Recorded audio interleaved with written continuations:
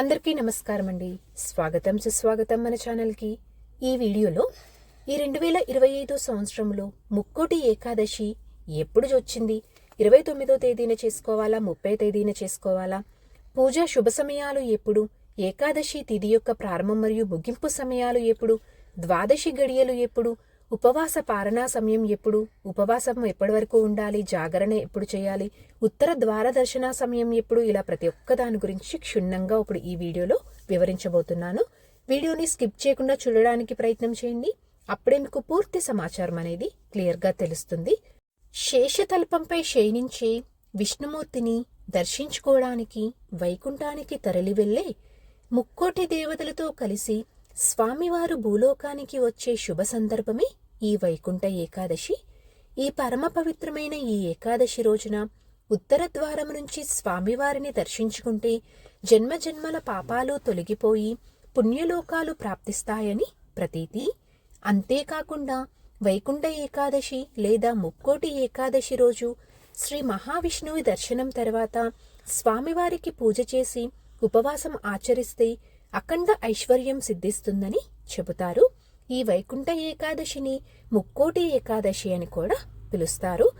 ఇంత విశిష్టమైనటువంటి ఈ వైకుంఠ ఏకాదశి 2025 సంవత్సరంలో ఎప్పుడు వచ్చింది అంటే, స్వస్తి స్త్రీ చాంద్రమాన శ్రీ విశ్వావసు నామ సంవత్సరం, దక్షిణాయనం, హేమంత ఋతువు, పుష్యమాసం, శుక్లపక్షం, ఏకాదశి తిథి ప్రారంభం మరియు ముగింపు సమయం చూసుకుంటే డిసెంబర్ 30 మంగళవారము ఉదయం 7:51 నుంచి ప్రారంభమయ్యి డిసెంబర్ 31వ తేదీ బుధవారము ఉదయం 5 గంటలతోటి ఏకాదశి తిథి ముగుస్తుంది. సూర్యోదయం తిథిని అనుసరించి ఈ వైకుంఠ ఏకాదశిని 2025 సంవత్సరము ఎప్పుడు జరుపుకోవాలి అంటే డిసెంబర్ 30 మంగళవారం రోజున జరుపుకోవాలని పంచాంగకర్తలు సూచిస్తున్నారు.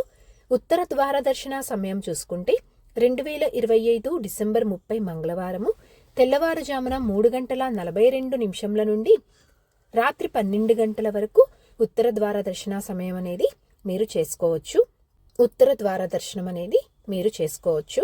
ముక్కోటి ఏకాదశి లేదా వైకుంఠ ఏకాదశి రోజున స్వామివారికి పూజ చేసుకోవడానికి ఉదయం వేళ సాయంత్రం వేళ పూజా సమయాలు చూసుకున్నట్లయితే ఉదయం పూజా సమయం వచ్చేసి 2025 డిసెంబర్ 30 మంగళవారము తెల్లవారుజామున 3:42 నుండి ఉదయం 8:29 వరకు.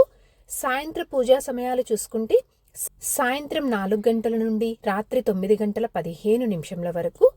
ఉపవాసం ఎప్పుడు వరకు ఉండాలి, ఎప్పుడు విరమించాలి, జాగరణ ఎప్పుడు ఉండాలి అన్న విషయం గురించి ఇప్పుడు తెలుసుకుందాము.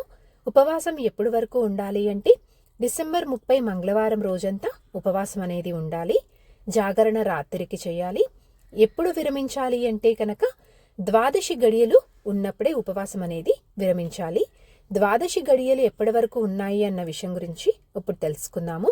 2025 సంవత్సరము డిసెంబర్ 31 బుధవారం రోజున ఉదయం 5 గంటల నుంచి ద్వాదశి గడియలు ప్రారంభమయ్యి జనవరి 1, 2026 రాత్రి 1:48 వరకు ద్వాదశి గడియలనేవి ఉంటాయి. అయితే ఎప్పుడు విరమించాలి అంటే కనుక డిసెంబర్ 31 బుధవారం రోజున ఉపవాస విరమణ సమయం చూసుకున్నట్లయితే డిసెంబర్ 31 బుధవారము ఉదయం 7:30 లోపు మీరు తిరిగి స్వామివారికి పూజ అనేది పునః పూజ అనేది చేసుకొని స్వామివారిని దర్శించుకొని మీరు ఉపవాస విరమణ అనేది చెయ్యవచ్చు. లేదా ఉదయం 9 గంటల నుండి ఉదయం 11:36 లోపు మీరు ఉపవాస విరమణ అనేది చెయ్యవచ్చు. సో చూసారు కదండి, ఈ వీడియో మీకు తప్పకుండా ఉపయోగపడుతుందని అనుకుంటున్నాను. అలాగే మీకు ఎంతో కొంత నచ్చిందని అనుకుంటున్నానండి. ఇంకొక మంచి వీడియోతోటి, ఇంకొక యూస్ఫుల్ వీడియోతోటి మిమ్మల్ని మళ్ళీ కలుస్తాను. ధన్యవాదములు. సర్వే జనా సుఖినో భవంతు. జై శ్రీమన్నారాయణ.